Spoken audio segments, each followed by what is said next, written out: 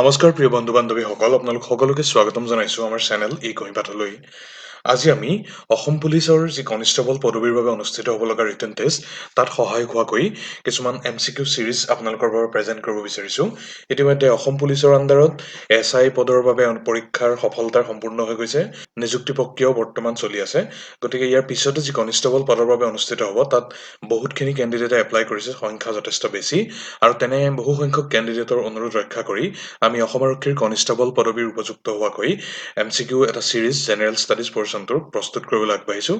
তাৰে প্ৰথম পাৰ্টটো আজি আমি প্ৰেজেণ্ট কৰিব বিচাৰিছোঁ। যদিও বিশেষকৈ অসম আৰক্ষী কনিষ্টেবলৰ বাবে এইটো টাৰ্গেট কৰা হৈছে, কিন্তু ইয়াত যিসমূহ জেনেৰেল ষ্টাডিজ পৰ্চন আৰু যিসমূহ আনুষংগিক বিৱৰণ আমি আগবঢ়াম সেইখিনি সকলোখিনি গ্ৰেড 3 পৰ্যায়ৰ কম্পিটিটিভ এক্সামৰ বাবে উপযুক্ত হ'ব। গতিকে আপোনালোকক শেষলৈকে চাবলৈ অনুৰোধ জনালোঁ। এই বিশেষ ভিডিঅ'টো আৰু ইয়াৰ অন্তৰ্ভুক্ত যিখিনি প্ৰশ্ন তথা আনুষংগিক বিৱৰণ সকলোখিনি আপোনালোকৰ বাবে যুগুতাই আগবঢ়াইছে সদ্য ঘোষিত SI পৰীক্ষাত 135 সংখ্যক ৰেংকেৰে উত্তীৰ্ণ হোৱা আমাৰ টীম এই কহিপাঠৰ অন্যতম মেম্বাৰ আব্দুল মমিনে। গতিকে পলম নকৰি মূল বিষয়বস্তুলৈ প্ৰৱেশ কৰোঁ বলক। প্ৰথমতেই 1 নং প্ৰশ্নত আহিছে যে অসমৰ প্ৰথমখন চিনেমা জয়মতী কিমান চনত মুক্তি লাভ কৰিছিল। এইখিনিতে কৈ থওঁ, আমি যদিও পোনপটীয়া প্ৰশ্নসমূহ সহজ হিচাপে ৰাখিছোঁ, কিন্তু আনুষংগিক বিৱৰণত সেই প্ৰশ্নটোৰ লগত জড়িত সকলোখিনি পইণ্ট কভাৰ কৰিবলৈ যত্ন কৰিছোঁ। সেই বিৱৰণসমূহতেই 3-4টাতকৈ অধিক MCQ লুকাই থাকিব পাৰে, গতিকে আপোনালোকে সেইখিনি মনোযোগেৰে লক্ষ্য কৰিব। গতিকে প্ৰথম প্ৰশ্নটো সুধিছে জয়মতী কিমান চনত মুক্তি লাভ কৰিছিল। অসমৰ প্ৰথম চলচ্চিত্ৰ চনটো হৈছে 1935 চনত। 1935 চনৰ 10 মাৰ্চ তাৰিখে জয়মতীৰ মুক্তি লাভ কৰিছিল, আৰু এই জয়মতী চিনেমাখন বেছড আছিল লক্ষ্মীনাথ বেজবৰুৱাদেৱে ৰচনা কৰা একে নামৰে এখন নাটকৰ আধাৰত, আৰু সেই নাটকখনৰ আধাৰতেই জ্যোতিপ্ৰসাদ আগৰৱালা অসমীয়া সাংস্কৃতিক জগতৰ অন্যতম কাণ্ডাৰী তেওঁ এই জয়মতী চিনেমাখন নিৰ্মাণ কৰি উলিয়াইছিল। এই জয়মতী চিনেমাখনৰ মূল নাম ভূমিকাত অভিনয় কৰিছিল আইদেউ সন্দিকৈয়ে, আৰু বিখ্যাত এক্টৰ তথা প্লে ৰাইট ফণী শৰ্মাই এক অন্যতম গুৰুত্বপূৰ্ণ ভূমিকাত ইয়াত অৱতীৰ্ণ হৈছিল। আৰু এই জয়মতী আছিল মুক্তি লাভ কৰা প্ৰথমখন চিনেমা, আৰু দ্বিতীয়খন চিনেমা কি সেইটো কেতিয়াবা সোধাৰ অৱকাশ থাকে। সেইখন হৈছে ইন্দ্ৰমালতী, যিখন জ্যোতিপ্ৰসাদ আগৰৱালাদেৱে প্ৰস্তুত কৰি উলিয়াইছিল, আৰু সেইখনে মুক্তি লাভ কৰিছিল 1939 চনত। নেক্সট চাওঁ 2 নং প্ৰশ্ন। ইয়াত সুধিছে অসমৰ প্ৰথমগৰাকী জ্ঞানপীঠ বঁটা বিজয়ী সাহিত্যিকৰ নাম কি। আৰু এই প্ৰশ্নটোৰ শুদ্ধ উত্তৰটো হৈছে অপশ্যন খত যিটো আছে বীৰেন্দ্ৰ কুমাৰ ভট্টাচাৰ্য। বীৰেন্দ্ৰ কুমাৰ ভট্টাচাৰ্য আছিল ফাৰ্ষ্ট এভাৰ আছামিজ ৰাইটাৰ, যিয়ে বিশেষ সন্মানটো লাভ কৰিবলৈ সক্ষম হৈছিল। এই জ্ঞানপীঠ এৱাৰ্ডটোক ভাৰতবৰ্ষৰ লিটাৰেৰী জগতখনৰ আটাইতকৈ উচ্চ পৰ্যায়ৰ আটাইতকৈ কভেটেড এৱাৰ্ড বুলি গণ্য কৰা হয়, আৰু এই বিশেষ সন্মানটো বীৰেন্দ্ৰ কুমাৰ ভট্টাচাৰ্যই 1979 চনত লাভ কৰিছিল তেওঁৰ বিখ্যাত উপন্যাস মৃত্যুঞ্জয় নামৰ গ্ৰন্থখনৰ বাবে। আৰু বৰ্তমানলৈকে দুগৰাকী অসমীয়াই এই বিশেষ সন্মান লাভ কৰিবলৈ সক্ষম হৈছে। তাৰে দ্বিতীয়গৰাকী আছিল ইন্দিৰা গোস্বামী, যাক আমি পপুলাৰলি মামণি ৰয়ছম গোস্বামী বুলি জানো। তেওঁ 2001 চনত এই বিশেষ সন্মান লাভ কৰিবলৈ সক্ষম হৈছিল। এইখিনিতে কৈ থোৱা উচিত যে 1961 চনত সাহিত্য একাডেমীৰ সন্মানো বীৰেন্দ্ৰ কুমাৰ ভট্টাচাৰ্যই লাভ কৰিছিল, আন এখন খুব প্ৰখ্যাত অসমীয়া উপন্যাস ইয়াৰ উইংগমৰ বাবে। আৰু যদি সাহিত্য একাডেমী বঁটাৰ প্ৰথম বিজেতা অসমীয়া কোন সোধে, তেতিয়াহ'লে সেইজন কিন্তু হ'ব যতীন্দ্ৰনাথ দুৱৰা। তেওঁ বনফুল কাব্যগ্ৰন্থৰ বাবে 1955 চনত এই বিশেষ সন্মান লাভ কৰিছিল। তেওঁৱে পুনৰ কৈছোঁ, তেওঁ হৈছে প্ৰথম অসমীয়া যি সাহিত্য একাডেমী সন্মান লাভ কৰিছে, আৰু প্ৰথম অসমীয়া জ্ঞানপীঠ বঁটা কোনে লাভ কৰিছে, বীৰেন্দ্ৰ কুমাৰ ভট্টাচাৰ্যই। Moving on, question number 3। আহোমে অসমত কিমান খ্ৰীষ্টাব্দত নিজৰ ৰাজবংশ প্ৰতিষ্ঠা কৰিছিল। এতিয়া এই প্ৰশ্নটোত যিকেইটা অপশ্যন দিয়া আছে, সেই অপশ্যনকেইটা সম্পূৰ্ণৰূপে সঠিক অপশ্যন আমাৰ বিবেচনাত নহয়। এইটো কাৰণেই নহয় কাৰণ 1228 খ্ৰীষ্টাব্দত যিটো অপশ্যন ইয়াত ৰখা হৈছে এইটো শুদ্ধ বুলি গণ্য কৰা হৈছে আমাৰ উৎসটোত, কিন্তু আচলতে 1228 খ্ৰীষ্টাব্দত চুকাফাই অসমত প্ৰৱেশহে কৰিছিল, কিন্তু তেওঁ ৰাজধানী প্ৰতিষ্ঠাৰে তেওঁ ৰাজত্ব আৰম্ভ কৰিছিল 1253 খ্ৰীষ্টাব্দত। চ' ইয়াত যিহেতু 1253 খ্ৰীষ্টাব্দ অপশ্যনটো ৰখা হোৱা নাই, গতিকে 1228টোৰ লগতে আমি গৈছোঁ, কিন্তু আচলতে 1228 খ্ৰীষ্টাব্দত চুকাফাই অসমত প্ৰৱেশহে কৰিছিল পাটকাই মাউণ্টেইন ৰেঞ্জটো পাৰ কৰি, আৰু 1253 খ্ৰীষ্টাব্দত আহোমসকলৰ প্ৰথম ৰাজধানী তেওঁ প্ৰতিষ্ঠা কৰিছিল চৰাইদেউ নগৰত। এই আহোমসকলে প্ৰায় 6 শতিকা অত্যন্ত সাৱলীলভাৱে অসমৰ ৰাজকাৰ্য পৰিচালনা কৰিছিল, আৰু শেষত বাৰ্মিজ ইনভেশ্যন অফ আছাম অৰ্থাৎ অসমত মানৰ আক্ৰমণৰ পৰিণতিত এই আহোম ৰাজত্বৰ অৱসান ঘটিছিল। আৰু আনুষ্ঠানিকভাৱে অফিচিয়েলি এই আহোম ৰাজত্বৰ অৱসান কেতিয়া ঘটিছিল বুলি গণ্য কৰা হয়, ইয়াণ্ডাবু সন্ধি, তৃতীয় ইয়াণ্ডাবুৰ জৰিয়তে, যিটো সংঘটিত হৈছিল 1826 খ্ৰীষ্টাব্দত। আৰু এই 1826 খ্ৰীষ্টাব্দত হোৱা তৃতীয় ইয়াণ্ডাবু কোন দুটা পক্ষৰ মাজত হৈছিল বুলি যদি সোধে, তেতিয়াহ'লে তাৰ উত্তৰ হ'ব ব্ৰিটিছ ইষ্ট ইণ্ডিয়া কোম্পানী আৰু বাৰ্মাৰ ৰজাৰ মাজত। আৰু এইখিনিতে উল্লেখ কৰি থোৱা উচিত, এই প্ৰশ্নটো প্ৰায় সোধে যে আহোম ডাইনেষ্টিৰ শেষৰজন ৰজা কোন? তেওঁ হৈছে পুৰন্দৰ সিংহ। ইয়াণ্ডাবু সন্ধিৰ পৰৱৰ্তী সময়ছোৱাতো তেওঁ কিছু বছৰ পুতলা ৰজাৰ দৰেই তেওঁ ৰাজকাৰ্য চলাই আছিল, কিন্তু তেওঁ আছিল আহোম ডাইনেষ্টিৰ শেষৰজন ৰজা। Moving on, question number 4। ভাৰতৰ উচ্চতম ন্যায়ালয়ৰ মুখ্য ন্যায়াধীশৰ আসন সলনি কৰা প্ৰথমজন অসমীয়াৰ নাম কি? আৰু এই অপশ্যন চাৰিটা হৈছে ন্যায়াধীশ ৰঞ্জন গগৈ, বিপ্লৱ শৰ্মা, ঋষিকেশ ৰয় আৰু পাৰ্বতী কুমাৰ গোস্বামী, আৰু ইয়াৰ ভিতৰত শুদ্ধ উত্তৰটো হৈছে ন্যায়াধীশ ৰঞ্জন গগৈ। মনত ৰাখিব, ইয়াত মুখ্য ন্যায়াধীশৰ কথা সুধিছে। চ' ৰঞ্জন গগৈয়ে 46th chief justice of India হিচাপে তেওঁ 13 মাহ সময় কাৰ্যকালত অতিবাহিত কৰিছিল 2018 পৰা 2019 চনৰ ভিতৰত, আৰু তাৰ পিছত 2020 চনৰ 16 মাৰ্চ তাৰিখে ৰাষ্ট্ৰপতি ৰামনাথ কোবিন্দৰ দ্বাৰা তেওঁ ৰাজ্যসভালৈ নমিনেট কৰা হয়। ৰাজ্যসভালৈ মনোনীত হোৱা বৰ্তমানলৈকে 3গৰাকী সুপ্ৰিম কোৰ্টৰ জাষ্টিচ আছে। তেওঁলোক তাৰ তৃতীয়গৰাকী ইতিমধ্যে কৈছে ৰঞ্জন গগৈ, প্ৰথমগৰাকী হৈছে বাহাৰুল ইছলাম, তেওঁ অসমৰ পৰাই নিৰ্বাচিত হৈছিল, আৰু দ্বিতীয়গৰাকী হৈছে ৰংগনাথ মিশ্ৰা। এই ৰংগনাথ মিশ্ৰাৰ আন এটা খুব ইম্পৰ্টেণ্ট ফেক্টছ আছে তেওঁৰ লগত জড়িত। তেওঁ হৈছে national human rights commission of India NHRCI। So' NHRC প্ৰতিষ্ঠাৰ পিছত তেওঁ আছিল প্ৰথমগৰাকী উক্ত কমিশ্যনৰ চেয়াৰমেন, আৰু দুইগৰাকী নেশ্যনেল কংগ্ৰেছৰ পৰা INCৰ পৰা তেওঁলোকে মেম্বাৰ হিচাপে চিলেক্ট হৈছিল ৰাজ্যসভালৈ। আৰু অসমৰ first Assamese justice in supreme court যদি সোধে, তেতিয়াহ'লে তেওঁ হ'ব কিন্তু পাৰ্বতী কুমাৰ গোস্বামী। ডিফাৰেন্সটো মনত ৰাখিব, যদি সোধে ফাৰ্ষ্ট আছামিজ জাষ্টিচ, তেতিয়াহ'লে হ'ব তেওঁ পাৰ্বতী কুমাৰ গোস্বামী, আৰু যদি সোধে ফাৰ্ষ্ট আছামিজ চিফ জাষ্টিচ, তেতিয়া হ'ব কিন্তু তেওঁ Ranjan Gogoi. Moving on, question number 5। সহজ প্ৰশ্ন, ঢিং এক্সপ্ৰেছ বুলি ক'লে আমি কোনগৰাকী খেলুৱৈক চিনি পাওঁ? আৰু তেওঁ হৈছে অপশ্যন 8 উল্লেখিত হিমা দাস। হিমা দাসে ইণ্ডোনেছিয়াৰ জাকাৰ্টাত অৱস্থিত 2018 চনৰ এছিয়ান গেমছত তেওঁ 400 মিটাৰ কেটেগৰীত ৰূপৰ পদক জয় কৰাৰ বিপৰীতে 4x100 মিটাৰ উমেন্স ৰিলে আৰু 4x100 মিটাৰ মিক্স ৰিলে, এই দুইটা টিম ইভেণ্টত সোণৰ পদক জয় কৰি ভাৰতবৰ্ষলৈ গৌৰৱ কঢ়িয়াই আনিবলৈ সক্ষম হৈছিল। আৰু এই 400 মিটাৰ দৌৰত তেওঁ যি সময়সীমা লৈছিল, সেই দৌৰ সম্পূৰ্ণ কৰিবৰ বাবে সি হৈছে ভাৰতবৰ্ষৰ বৰ্তমান সেই কেটেগৰীৰ এটা national record.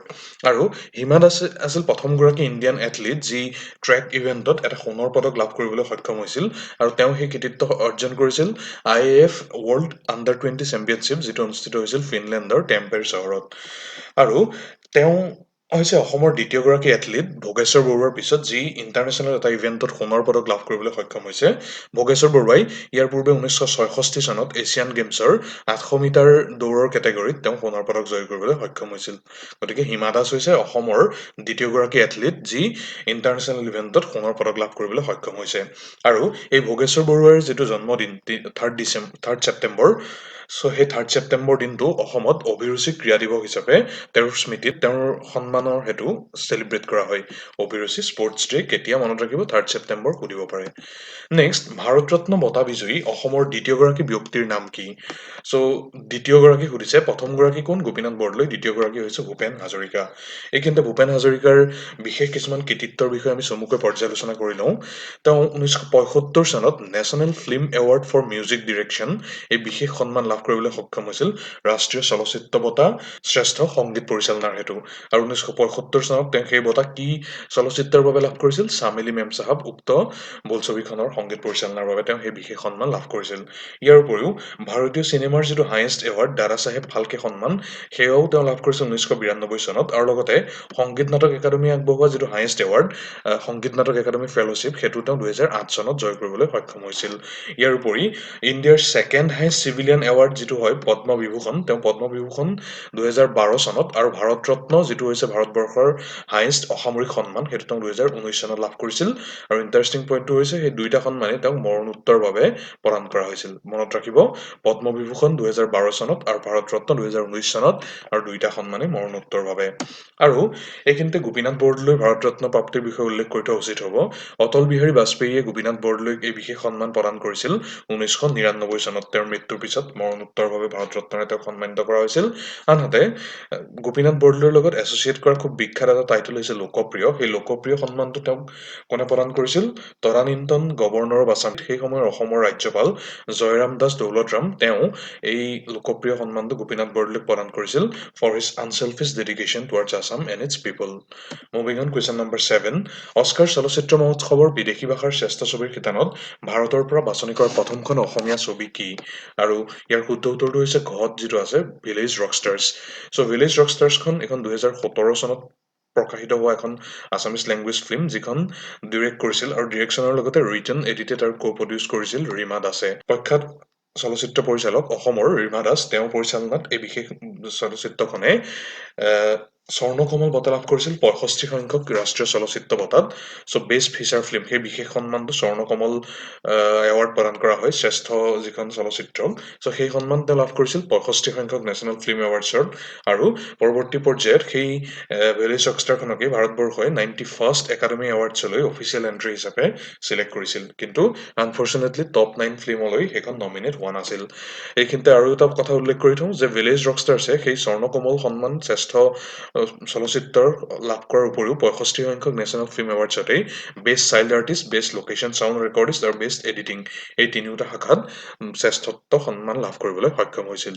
Next question number 8, ইছৰোৰ চন্দ্ৰায়ন-1 নামৰ মিছনৰ মুখ্য বিজ্ঞানী হিচাপে কোনজন অসমীয়াক দায়িত্ব প্ৰদান কৰা হৈছিল? আৰু অপশ্যনখিনিৰ পৰা আপোনালোকে নিশ্চয় গেছ কৰিছেই, তেওঁ হৈছে বিখ্যাত space scientist doctor Jitendranath Goswami, বিখ্যাত ফিজিচিষ্ট।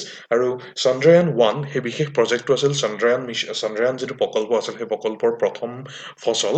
আৰু চন্দ্ৰায়ন-1টো এইটো লঞ্চ কৰা হৈছিল ইছৰোৰ দ্বাৰা। ইছৰোৰ যি সতীশ ধাৱান স্পেচ চেণ্টাৰ আছে শ্ৰীহৰিকোটাত অৱস্থিত, তাৰ পৰা এইটো লঞ্চ কৰা হৈছিল অক্টোবৰ 2008 চনত।